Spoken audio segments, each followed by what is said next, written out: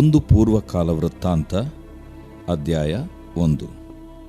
ಏಸಾವನ ವಂಶಸ್ಥರು ಯಾರೆಂದರೆ ಎಲಿಫಜ್, Reuel, ಯೆಯೂಷ್, Jalam, ಕೋರಹ ಇವರೇ. ಎಲಿಫಜನ ಮಕ್ಕಳು ತೇಮಾನ್, ಒಮಾರ್, ಚೆಫಿ, ಗತಾಮ್, ಕೆನಜ್, ತಿಮ್ನ, ಅಮಾಲೇಕ್ ಎಂಬವರು. ರೆಯೂವೇಲನ ಮಕ್ಕಳು ನಹತ್, ಜೆರಹ, ಶಮ್ಮ, ಮಿಜ್ಜ ಎಂಬವರೇ. ಸೇಯೀರಿನಿಂದ ಹುಟ್ಟಿದವರು ಯಾರೆಂದರೆ ಲೋಟಾನ್, ಶೋಬಾಲ್, ಚಿಬ್ಬೋನ್, ಅನಾಹ, ದಿಶೋನ್, ಏಚೇರ್, ದಿಶಾನ್ ಇವರೇ. ಲೋಟಾನನ ಮಕ್ಕಳು ಹೋರಿ, ಹೋಮಾಮ್, ಲೋಟಾನನ ತಂಗಿಯು ತಿಮ್ನ. ಶೋಬಾಲನ ಮಕ್ಕಳು ಅಲ್ಯಾನ್, ಮಾನಹತ್, ಏಬಾಲ್, ಶೆಫಿ, ಓನಾಮ್. ಚಿಬ್ಬೋನನ ಮಕ್ಕಳು ಅಯ್ಯಾಹ, ಅನಾಹ. ಅನಾಹನ ಮಗನು ದೀಶೋನ್. ದೀಶೋನನ ಮಕ್ಕಳು ಹಮ್ರಾನ್, ಎಷ್ಬಾನ್, ಇತ್ರಾನ್, ಕೆರಾನ್. ಏಚೆರನ ಮಕ್ಕಳು ಬಿಲ್ಹಾನ್, ಜಾವಾನ್, ಯಾಕಾನ್. ದೀಶಾನನ ಮಕ್ಕಳು ಊಚ್, ಅರಾನ್. ಇಸ್ರಾಯೇಲ್ಯರಿಗೆ ಅರಸರಿದ್ದದ್ದಕ್ಕಿಂತ ಮುಂಚೆ ಎದೋಮ್ ದೇಶದಲ್ಲಿ ಆಳುತ್ತಿದ್ದ ಅರಸರು ಬೆಯೋರನ ಮಗನಾದ ಬೆಳನು ಮೊದಲನೆಯವನು. ಅವನ ರಾಜಧಾನಿಯ ಹೆಸರು ದಿನ್ಹಾಬ. ಬೆಳನು ಸತ್ತ ಮೇಲೆ ಬೊಚ್ರದವನಾದ ಜೆರಹನ ಮಗ ಯೋಬಾಬನು ಅಧಿಪತ್ಯಕ್ಕೆ ಬಂದನು. ಯೋಬಾಬನು ಸತ್ತ ಮೇಲೆ ತೇಮಾನೀಯರ ದೇಶದವನಾದ ಹೂಷಾಮನು ಅವನಿಗೆ ಬದಲಾಗಿ ಆಳಿದನು. ಹೂಷಾಮನು ಸತ್ತ ಮೇಲೆ ಮೋವಾಬ್ಯರ ಬಯಲಿನಲ್ಲಿ ಮಿದ್ಯಾನರನ್ನು ಸೋಲಿಸಿದ ಬೆದದನ ಮಗನಾದ ಹದದನು ಅರಸನಾದನು. ಅವನ ರಾಜಧಾನಿಯ ಹೆಸರು ಅವೀತ್.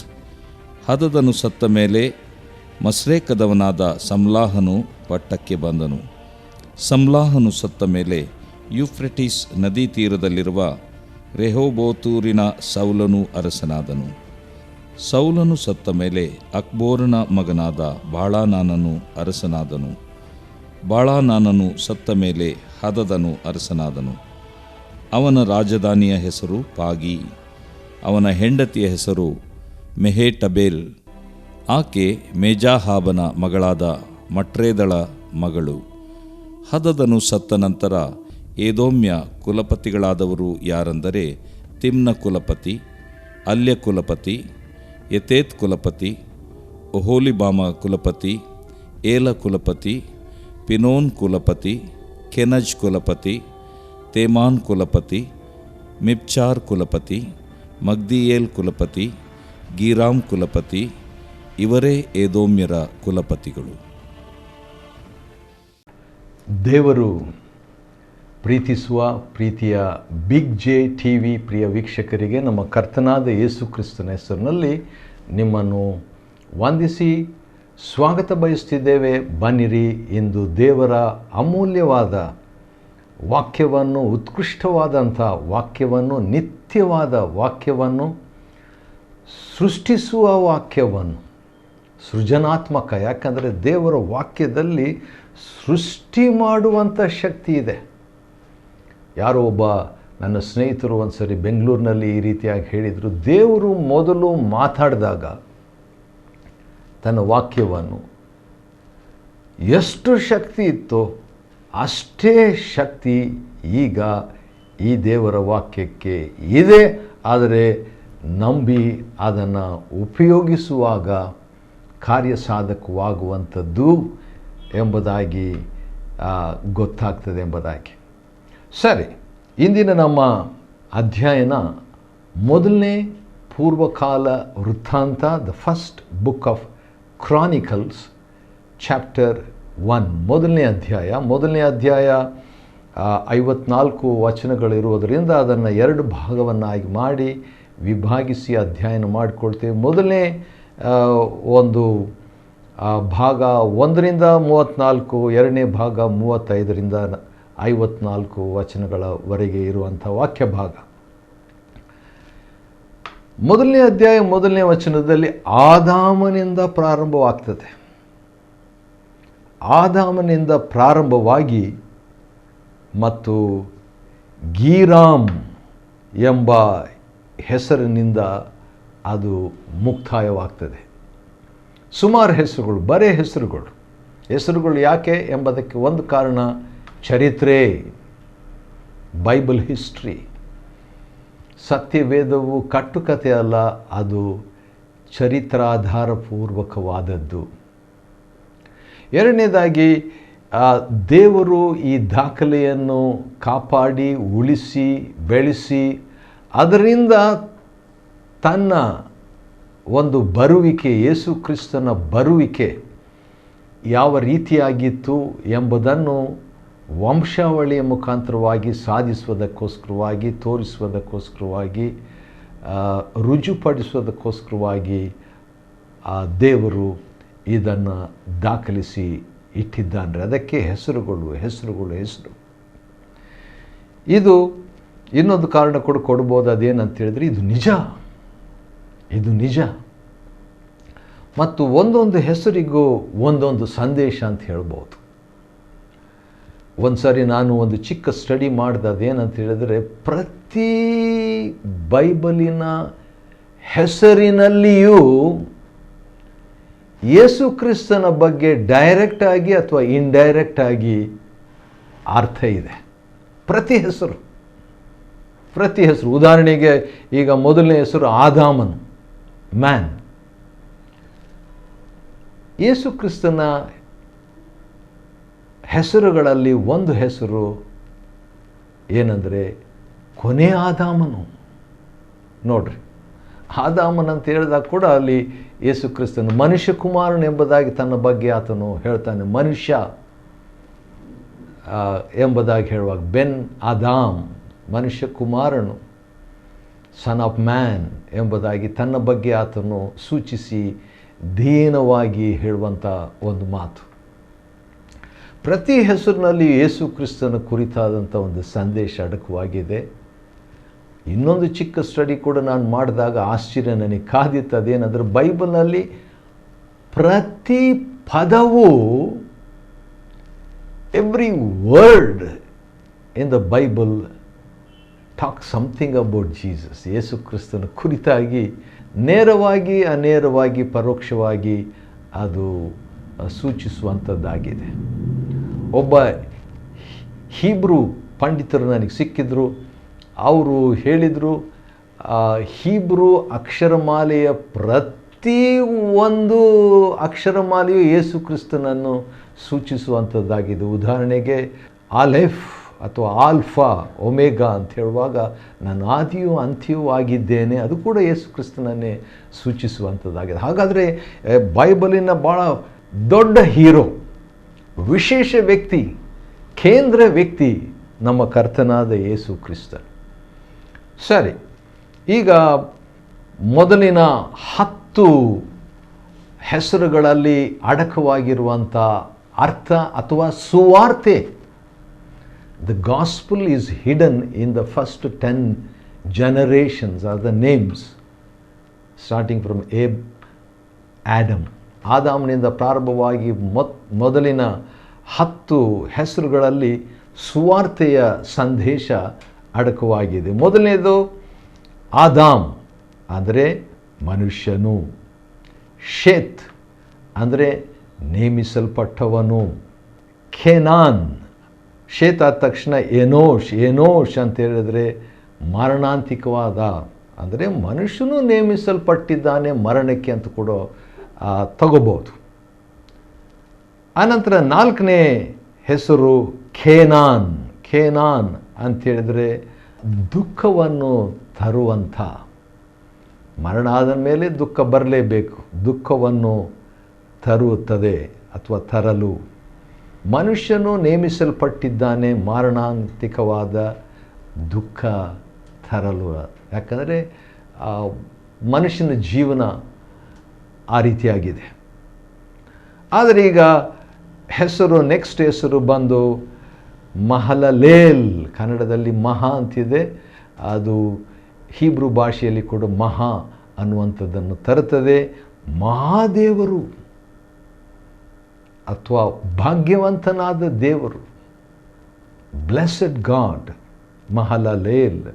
ಹೌದು, ಮನುಷ್ಯನು ನೇಮಿಸಲ್ಪಟ್ಟಿದ್ದಾನೆ ಮಾರಣಾಂತಿಕವಾದಂಥ ದುಃಖಕ್ಕಾಗಿ, ದುಃಖವನ್ನು ತರಲು.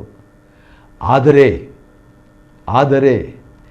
ಭಾಗ್ಯಕರವಾದ ದೇವರು ಅಥವಾ ಪೂಜಿಸತಕ್ಕ ದೇವರು ಅಂತ ಅಲ್ಲಿ ತನಕ ಬರ್ತದೆ. ಮಹಲಲೇಲ್ ಎರೆದ್ ಅಂಥೇಳಿದರೆ ಶೆಲ್ ಕಮ್ ಡೌನ್, ಕೆಳಗಿಳಿದು ಬರುವನು. ಮನುಷ್ಯನು ನೇಮಿಸಲ್ಪಟ್ಟಿದ್ದಾನೆ ಮಾರಣಾಂತಿಕವಾದ ದುಃಖವನ್ನು ತರುವಂಥ ರೀತಿಯಲ್ಲಿ, ಆದರೆ ಭಾಗ್ಯಕರವಾದ ದೇವರು ಕೆಳಗಿಳಿದು ಬರುವನು. ಶೆಲ್ ಕಮ್ ಡೌನ್, ಎರೆದ್ ಶೆಲ್ ಕಮ್ ಡೌನ್, ಕೆಳಗಿಳಿಯುವನು. ಅದಕ್ಕೆ ಇನ್ನೊಂದು ಅರ್ಥ ತಗ್ಗಿಸಿಕೊಳ್ಳುವನು ಎಂಬುದು ಕೂಡ. ಭಾಗ್ಯಕರವಾದ ದೇವರು ತನ್ನನ್ನು ತಗ್ಗಿಸಿಕೊಂಡು ಕೆಳಗಿಳಿದು ಬಂದು ಹನೋಕ್, ಮುಂದಿನ ಹೆಸರು ಹನೋಕ್ ಅಂಥೇಳಿದರೆ ಉಪದೇಶಿಸುವನು. ಅಪೊಸ್ತಲಕೃತ್ಯ 1:1 ಯೇಸು ಮಾಡುವುದಕ್ಕೂ ಉಪದೇಶಿಸುವುದಕ್ಕೂ ತನ್ನ ಜೀವನದಿಂದ ಆತನು ಉಪದೇಶಿಸ್ತಾನೆ, ಆತನು ಸಾರ್ತಾನೆ. ಮನುಷ್ಯನು ನೇಮಿಸಲ್ಪಟ್ಟಿದ್ದಾನೆ ಮಾರಣಾಂತಿಕವಾದ ದುಃಖವನ್ನು ತರಲು, ಆದರೆ ಭಾಗ್ಯಕರವಾದಂಥ ದೇವರು ಕೆಳಗಿಳಿದು ಬರುವನು, ಬಂದು ಬೋಧಿಸುವನು. ಏನಂತ ಬೋಧಿಸ್ತಾನೆ? ಆಶ್ಚರ್ಯ ಕಾದಿದೆ. ಮುಂದೆ ಹನೋಕಾದ ಮೇಲೆ ಇರುವಂಥ ಪದ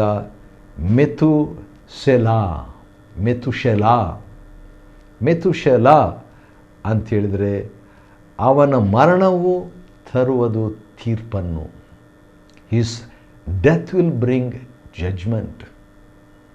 ಹೌದು, ಮನುಷ್ಯನು ನೇಮಿಸಲ್ಪಟ್ಟಿದ್ದಾನೆ ಮಾರಣಾಂತಿಕವಾದ ದುಃಖವನ್ನು ತರಲು, ಆದರೆ ಭಾಗ್ಯಕರವಾದ ದೇವರು ಕೆಳಗಿಳಿದು ಬಂದು ಬೋಧಿಸುವನು.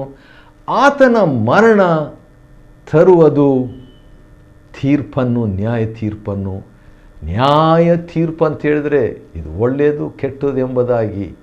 ಆದ ಕಾರಣ ನ್ಯಾಯವನ್ನು ತರುವ ತೀರ್ಪು ಏನಾಗಿದೆ, ಎಂಥವರಿಗಿದೆ ಎಂಬುದಾಗಿ ನೋಡುವಾಗ ಲೆಮೇಕ್ ಅಂತ 9ನೇ ಹೆಸರಿನ ಅರ್ಥ ಏನಂತ ಹೇಳಿದರೆ ನಿರಾಶ್ರಿತರಾದಂಥವರಿಗೆ, ಕೆಳಗಿಳಿದಂಥವರಿಗೆ, ಕೆಳಮಟ್ಟದವರಿಗೆ, ಕೀಳಾಗಿರುವಂಥವರಿಗೆ. ದ ಡೆಸ್ಪೇರಿಂಗ್ ಅಂದರೆ ನಿರಾಶರಾಗಿರುವಂಥವರಿಗೆ ಆತನ ಭಾಗ್ಯಕರವಾದ ದೇವರು ಕೆಳಗಿಳಿದು ಬಂದು ಬೋಧಿಸುವನು. ಆತನ ಮರಣ ತರುವುದು ತೀರ್ಪನ್ನು ಯಾವ ರೀತಿಯಾಗಿ ಎಂಥವರಿಗೆ ತರುತ್ತದೆ?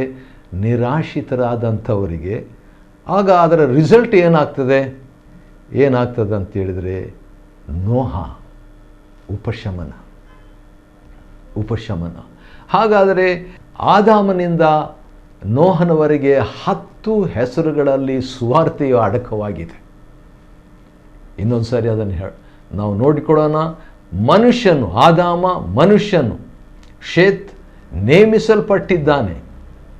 ಎನೋಷ್ ಮಾರಣಾಂತಿಕವಾದ, ಕೆನಾನ್ ದುಃಖವನ್ನು ತರಲು, ಮಹಲಲೇಲ್ ಭಾಗ್ಯಕರವಾದ ದೇವರು, ಎರೆದ್ ಕೆಳಗಿಳಿದು ಬರುವನು, ಆಮೇಲೆ ಹನೋಕ್ ಕೆಳಗಿಳಿದು ಬಂದು ಬೋಧಿಸುವನು, ಸಾರುವನು, ಮೆತುಶೆಲಾ ಆತನ ಮರಣವು ತರುವುದು ನ್ಯಾಯ ತೀರ್ಪನ್ನು.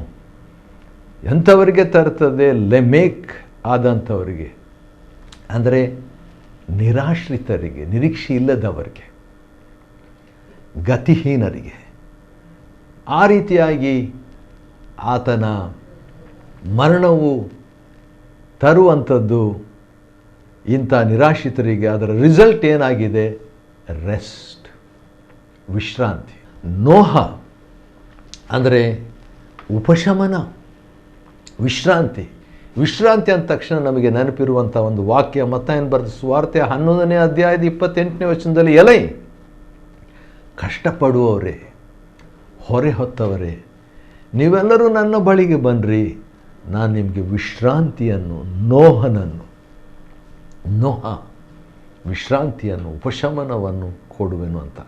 ಆದ ಕಾರಣ ಇದು ಒಂದು ಸ್ಯಾಂಪಲ್ ಅಂತ ಹೇಳ್ಬೋದು. ಯಾಕಂತ ಹೇಳಿದ್ರೆ ಹೆಸರುಗಳಲ್ಲಿ ಕೂಡ ಅರ್ಥವಿದೆ. ಮೊದಲಿನ 10 ಹೆಸರುಗಳಲ್ಲಿ ಸುವಾರ್ತೆನೇ ಅಡಕವಾಗಿದೆ.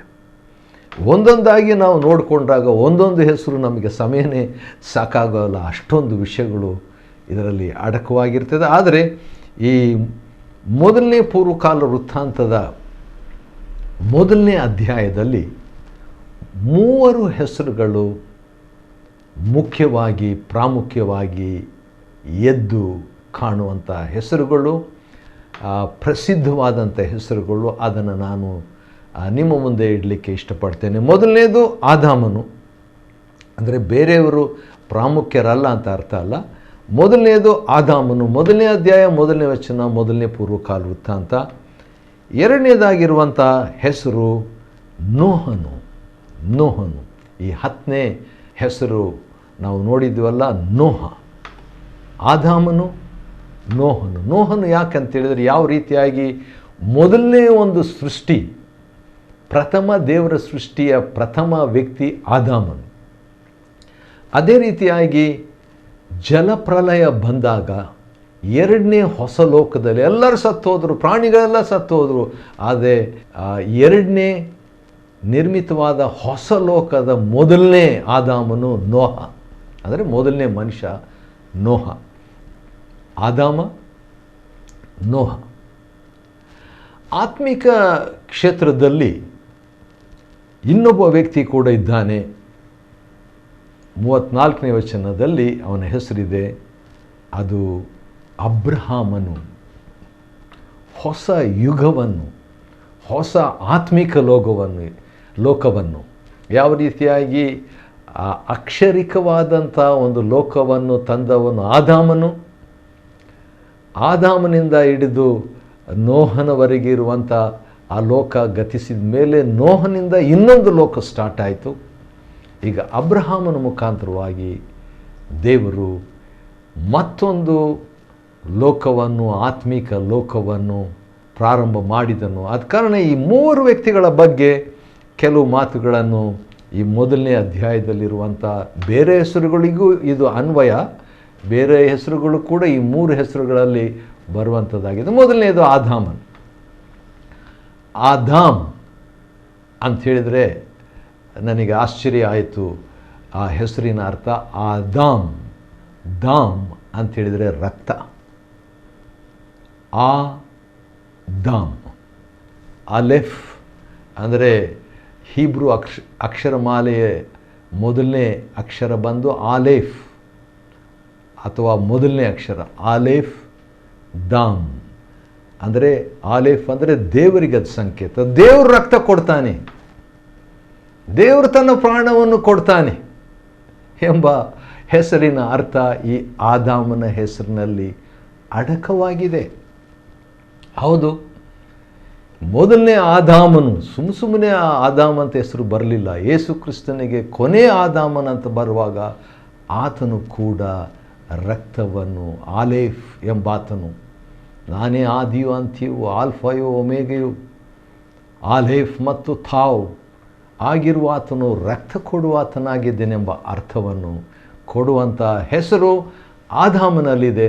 ಆದ ಕಾರಣ ದೇವರು ಆದಾಮನನ್ನು ಊದಿದಾಗ ಅವನು ಬದುಕುವ ವ್ಯಕ್ತಿಯಾದನು. ಹಿ ಬಿಕೇಮ್ ಎ ಲಿವಿಂಗ್ ಸೋಲ್. ನನ್ನ ಒಂದು ಅನಿಸಿಕೆ ಮತ್ತು ಅದರಲ್ಲಿ ಒಂದು ಸಂಗತಿ ಏನಂದರೆ, ಆದಾಮನು ಆ ಮಣ್ಣಿಗೆ ದೇವರು ತನ್ನ ಶ್ವಾಸವನ್ನು ಊದಿದಾಗ ಅವನಿಗೆ ರಕ್ತ ಬಂತು ದೇವರಿಂದ. ಯಾಕಂದರೆ ಯಾಜಕಾಂಡ 17ನೇ ಅಧ್ಯಾಯ 10-11ನೇ ವಚನದಲ್ಲಿ ಜೀವ ರಕ್ತದಲ್ಲಿದೆ. ದೇವರು ಅವನಿಗೆ ಬದುಕುವ, ಜೀವಿಸುವ ವ್ಯಕ್ತಿಯನ್ನಾಗಿ ಮಾಡಿದನು. ಆದ ಕಾರಣ ಆದಾಮನ ಬಗ್ಗೆ ಸದ್ಯಕ್ಕೆ ಅಷ್ಟೇ ಸಾಕು. ಎರಡನೇ ವ್ಯಕ್ತಿಯ ಬಗ್ಗೆ ನಾವು ನೋಡೋಣ್ರಿ. ನೋಹನ ಮಕ್ಕಳ ಬಗ್ಗೆ ಇದೆ. ಮತ್ತು ನೋಹನು ಬೈಬಲ್ನಲ್ಲಿ ನನಗೆ ಬಹಳ ಪ್ರೀತಿಯ ಒಂದು ಕ್ಯಾರೆಕ್ಟರ್. ಯಾಕಂದರೆ ಆದಿಕಾಂಡ 6ನೇ ಅಧ್ಯಾಯ 8-9ನೇ ವಚನದಲ್ಲಿ ಇಡೀ ಲೋಕವು ಕಾರ್ಗತ್ತಲು, ಇಷ್ಟ ಬಂದ ಹಾಗೆ ಬರೀ ಕೆಟ್ಟದಾಗಿಯೂ ಯೋಚಿಸುವುದೆಲ್ಲೂ ಕೆಟ್ಟದಾಗಿದ್ದಾಗ ಒಬ್ಬ ವ್ಯಕ್ತಿ ನೋಹನು, ಅವನಿಗೆ ದೇವರ ದಯೆ ದೊರಕಿತು. Noah got the favour of God. ಯಾಕಂದರೆ ನೋಹನು ದೇವರ ಜೊತೆಯಲ್ಲಿ ಅನ್ಯೋನ್ಯತೆಯಾಗಿ ನಡ್ಕೊಂಡನು. ನೋಹನು ತನ್ನ ಕಾಲದವರಲ್ಲಿ ತಪ್ಪಿಲ್ಲದವನಾಗಿ ನಡ್ಕೊಂಡನು. ನೋಹನು ನೀತಿವಂತನಾಗಿದ್ದನು. ತನ್ನ ಕಾಲದವರಲ್ಲಿ ತಪ್ಪಿಲ್ಲದವನಾಗಿದ್ದನು. ದೇವರ ಅನ್ಯೋನ್ಯತೆಯಲ್ಲಿದ್ದನು. ಈ 3 ವಿಷಯಗಳು ನೋಹನ ಬಗ್ಗೆ ಇದೆ. ಪರಲೋಕ ಹೋದ್ಮೇಲೆ ಸ್ವಾಮಿಯನ್ನು ನಾನು ಸಂಧಿಸಿಬಿಟ್ಟು ಅನಂತರ ನಾನು ಭೇಟಿ ಆಗಲಿಕ್ಕೆ ಇಷ್ಟಪಡುವಂಥ ವ್ಯಕ್ತಿ ನೋಹ. ಇಡೀ ಲೋಕಕ್ಕೆ ಭಾಳ ಭಕ್ತಿವಂತನಾಗಿದ್ದಂಥ ವ್ಯಕ್ತಿ ನೋಹ.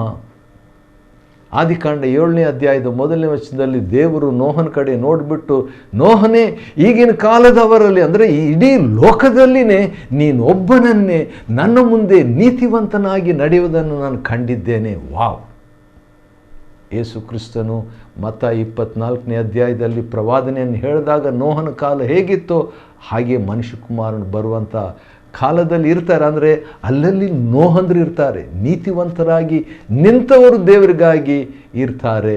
ದೇವರ ಅನ್ಯೋನ್ಯತೆಯಲ್ಲಿ ನಡೆದಂಥವರಾಗಿರ್ತಾರೆ. ತಪ್ಪಿಲ್ಲದವರಾಗಿ ಮನಸ್ಸಾಕ್ಷಿಗೆ ಅಂಥವರು ದೇವರು ಎಬ್ಬಿಸ್ತಾ ಇದ್ದಾನೆ. ಕೊನೆಯದಾಗಿ ಅಬ್ರಹಾಮನು 34ನೇ ವಚನದಿಂದ ಕೊನೆಯವರೆಗಿರುವಾಗ ಅಬ್ರಹಾಮನು ಅಂತ ಹೇಳಿದ ತಕ್ಷಣ ಅಬ್ ಅಂತ ಹೇಳಿದರೆ ತಂದೆ, ರಹಾಮ್ ಅಂತ ಹೇಳಿದರೆ ಉನ್ನತವಾದ ಅಥವಾ ಕರುಣೆಯುಳ್ಳಂಥ ಅಥವಾ ಇನ್ನೊಂದು ಅರ್ಥ ಗರ್ಭಧರಿಸಿದ ಎಂಬುದಾಗಿ ಅಂಥ ಒಬ್ಬ ವ್ಯಕ್ತಿ ಆಶೀರ್ವಾದಕ್ಕೆ ಸಾಂಕೇತಿಕನಾದಂಥ ವ್ಯಕ್ತಿ. ಅವನ ಮುಖಾಂತರವಾಗಿ ಕೆಟೂರಲು 32ನೇ ವಚನ ಅಥವಾ ಇಸಾಕನು, ಯಾಕೋಬನು, ಏಸಾವನು ಇವರೆಲ್ಲರೂ ಕೂಡ ಅಬ್ರಹಾಮನ ಆಶೀರ್ವಾದಕ್ಕೆ ಪಾತ್ರರಾದಂಥವ್ರು. ಸರಿ, ಮೊದಲನೇ ಪೂರ್ವಕಾಲ ವೃತ್ತಾಂತ 1ನೇ ಅಧ್ಯಾಯವನ್ನು 2 ಭಾಗ ಮಾಡಿ ಅಧ್ಯಯನ ಮಾಡಿಕೊಳ್ಳುವಂತೆ ದೇವರು ಕೊಟ್ಟ ಕೃಪೆಗಾಗಿ ಆತನಿಗೆ ಸ್ತೋತ್ರವಾಗಲಿ. ದೇವರು ನಿಮ್ಮನ್ನು ಆಶೀರ್ವದಿಸಲಿ.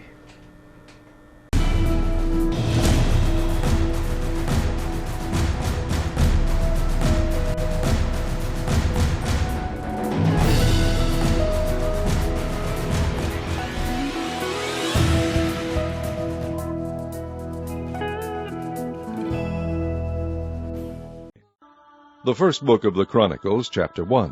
The sons of Esau, Eliphaz, Reuel, Jeush, and Jaalam, and Korah.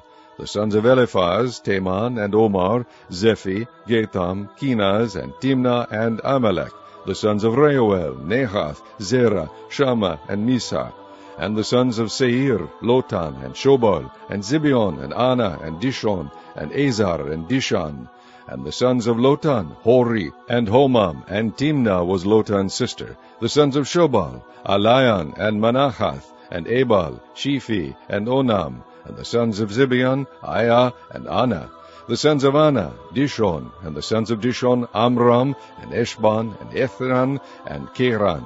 The sons of Ezer, Bilhan, and Zevan, and Jachan. The sons of Dishan, Uz, and Aran. Now these are the kings that reigned in the land of Edom before any king reigned over the children of Israel. Bela the son of Beor, and the name of his city was Dinhabah. And when Bela was dead, Jobab the son of Zerah of Bosra reigned in his stead. And when Jobab was dead, Husham of the land of the Temanites reigned in his stead. And when Husham was dead, Hadad the son of Bedad, which smote Midian in the field of Moab, reigned in his stead. And the name of his city was Avith. And when Hadad was dead, Samlah of Masrekah reigned in his stead. And when Samlah was dead, Shaul of Rehoboth by the river reigned in his stead. And when Shaul was dead, Baal-Hanan, the son of Achbor, reigned in his stead. And when Baal-Hanan was dead, Hadad reigned in his stead. And the name of his city was Pai, and his wife's name was Mehetabel, the daughter of Matred, the daughter of Mezahab. Hadad died also. And the dukes of Edom were Duke Timnah, Duke Aliah, Duke Jetheth, Duke Aholibamah, Duke Elah, Duke Pinon, Duke Kenaz, Duke Teman, Duke Mibzar, Duke Magdiel, Duke Iram. These are the dukes of Edom.